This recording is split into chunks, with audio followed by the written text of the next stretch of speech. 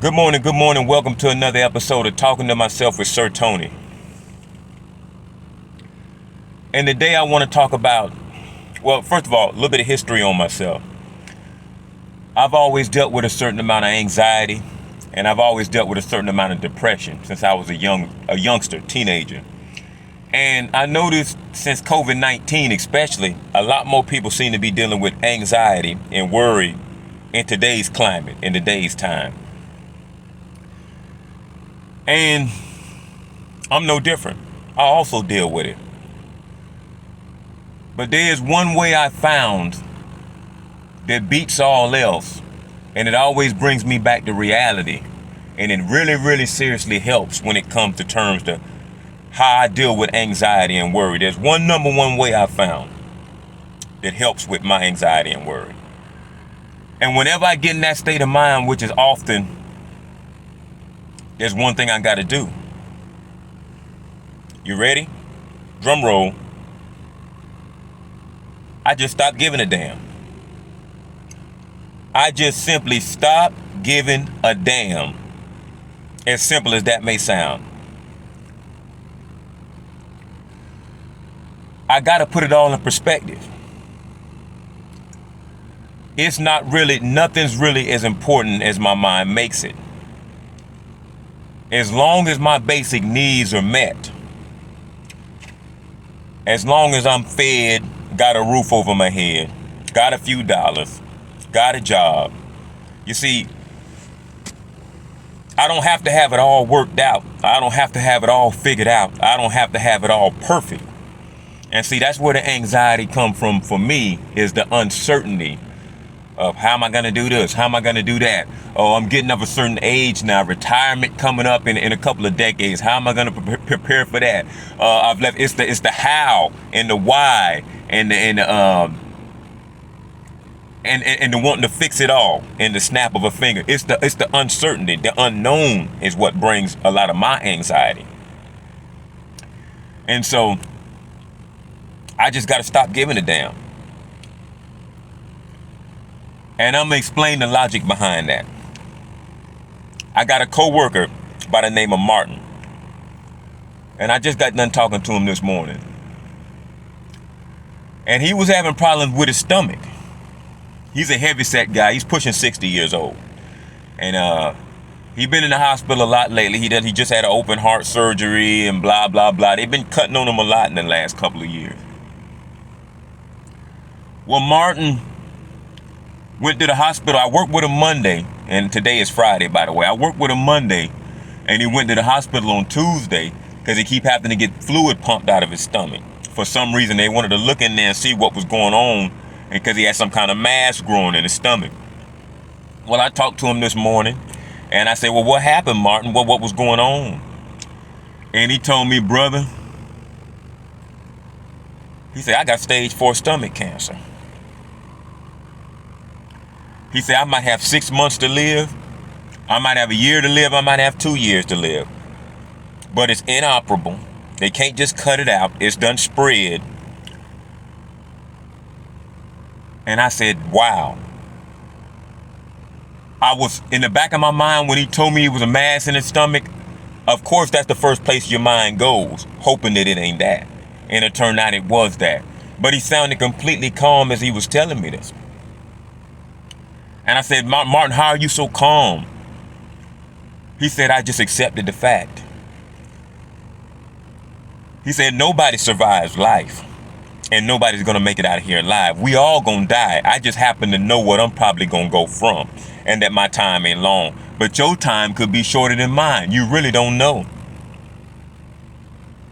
And I thought about that. And he's absolutely right. And it reminded me why I shouldn't sweat the bullshit. I mean, it ain't bullshit. It's significant money. We all need money to live. I'm not telling nobody to not have no ambition. I'm not saying don't have goals. I'm not saying don't pursue anything. Oh no, on the contrary. But I'm saying, for me, while I'm pursuing things and while I'm shooting for things, keep it in perspective. Keep it in balance. At the end of the day, When they throw dirt on you and you in that casket, everything you worried about today don't matter no more. It don't matter. Not your kids, not your money, not your house, not your family, not your car. It don't matter if you were successful in life, if you was mediocre in life, or you was dirt ass poor in life. We all equal when it come time to throw dirt on us. You're dead. You're gone. And what happens next? I'm a believer in the Bible. I like to believe there's an afterlife. And I believe God is real. And I know God is real to me because he showed himself. Not, can I prove it to any one of y'all out there listening? If anybody cares to listen, no. It's just a belief. No more than you can prove what you believe to me. I can't prove what I believe to you. But I choose to believe that. Because it's a better way to live.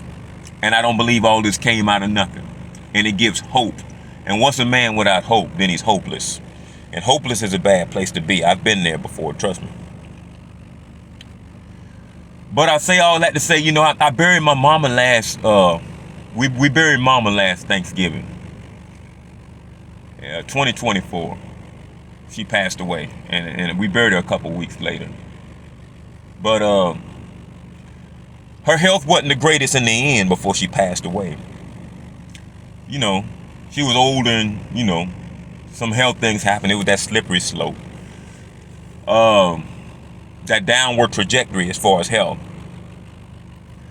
But you know, the day she stopped breathing is the day her problems in this world disappeared.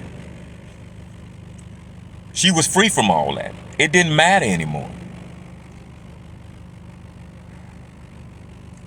So I realized I could sit around worried about retirement and worried about all these things and not even live to see retirement and be gone within the next 5 minutes. And I done spent my life as a life in worry about something that was never even going to come.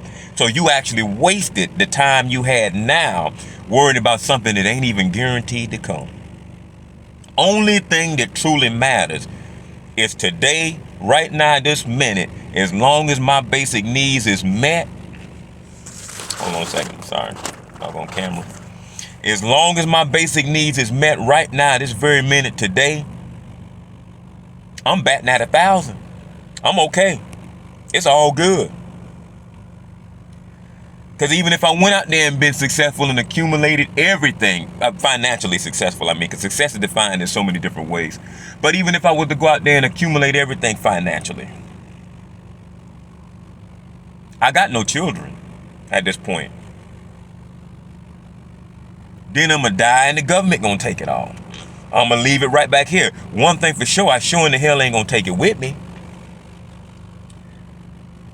So why spend your life chasing and building up all this stuff and pursuing? Not saying don't have no ambition. I like material stuff too. But what I'm saying is it has an order of importance. I got to remind myself not to let myself get worried and anxious about what I don't have. Because at the end of the day, we all exit here with the same amount. Nothing. We come in with nothing, and we surely gonna take nothing out. So anything that happens in between is all just an experience. It's all just an experience. Everything I'm going through in life and everything you going through in life, from the minute you wake up to the minute you go to sleep, whether it be good, bad, or in between, everything we going through in life is temporary. It's all temporary because life itself is temporary. The world will end one day, and you will end one day, even if the world don't. Which means everything that happens in between is all temporary, whether it's good, bad, or indifferent, in between. Don't matter. So I got to remind myself to keep it. When I start to worrying and mind get to wondering about how am I going to do this, how am I going to do that, well, whatever, this, that.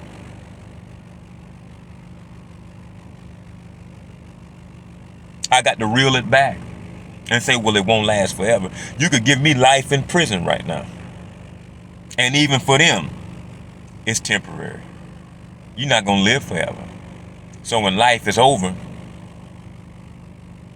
it's over. You free. We free from things of the flesh. We free from things of this world. So the best way I found to deal with worry and anxiety is, honest to God, stop giving a damn. I got to say, ain't none of this all that important anyway. I got food in my stomach. I got food in the house. I got a roof over my head. You know, you could be the most... I used to seek validation in a lot of ways. And notoriety was one of them when I was younger. Now I'm so reclusive, I could care less about notoriety. I'm a loner. The less you know about me, the better, because that's the less ammo people have against you.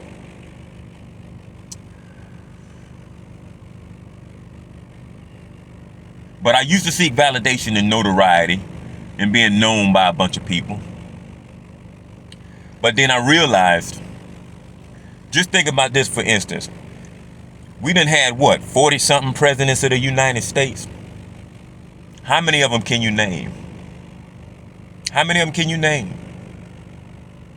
5, 6 of them, 7 of them. Bush, Clinton, the daddy Bush, the son Bush, Clinton, Obama, Trump, Biden. I'm thinking about just in my lifetime. I was born in the 80s. That's about what I can name. Of course, you got the old ones, George Washington, Abraham Lincoln. My point is just right here. I may be able to name 10 presidents. They done had 40-something presidents. These were the presidents of the United States. About the most popular as popular can get as far as the states. And I don't even know their names, let alone what they look like. I don't even know their names. And chances are you can't name but a handful of them or a couple handfuls of them right off the top. And they were the presidents of the United States. So what I'm saying is, no matter how much, the point I'm making is, no matter how much notoriety a person think they're going to get to make their life meaningful, I realized 5 years after you're gone, 10 years after you're gone, 20 years after you're gone, 100 years after you're gone, nobody's going to even know you ever existed.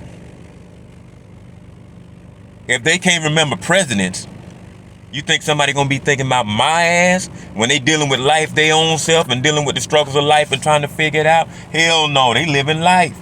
Generations after me ain't thinking about me. They don't even know me. Most of you gonna be as a picture on the wall. And even if the whole world knew who you was forever, it still don't change the fact that you're dead and gone and you going off somewhere else. So that's not how I seek. That's not how I seek. That's not what makes life meaningful to me anymore. What makes life meaningful to me now is finding purpose bigger than me. It's not about me anymore. Leaving the world a better place than I found it, however I can do it. Leaving my mark like that.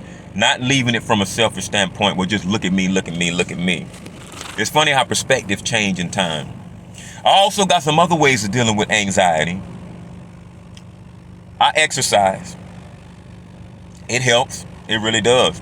Especially aerobic exercise, cardio. I do a lot of jogging and stuff like that. Matter of fact, when I'm done with this video right here, I'm about to go out there and do some jogging, some calisthenics. It really helps to get the blood flowing, and it's been scientifically proven that's almost as good as, in some studies show, it's just as good for anxiety and depression as medication is. A good rigorous exercise, so many minutes per day. You don't believe me? Google it yourself. But yes. If you look up Matthew in the Bible, in the good book, because I believe in the God of the Bible, not telling you to, because you can believe whatever you want. It's just a choice that I choose to make to believe in, because my God has answered my prayers in the past, so I know him to be real. Matthew 6:25 through 34 in the good book basically says, don't worry, God will provide. It's Jesus talking, saying, what you worried about? Basically saying, don't worry, God will provide. Matthew 6:25 through 34. It's almost another way of saying what I'm saying. Stop giving a damn. Just stop giving a damn. That don't mean lay up in the house and just wait for God to do it all. Because you got to do something. You got to go out there and put in an application if you want a job. You got to go out there and pursue something. You can't catch a fish unless you cast the doggone reel of, well, I don't fish. I don't know what they be doing. Unless you cast the fishing line out, you can't catch a fish. So you can't just sit back. A lot of time you got to meet God halfway. That's from my experience. A lot of time, and this is all my experience in my channel, so I'm just talking about my personal experience and my views on things. That's it.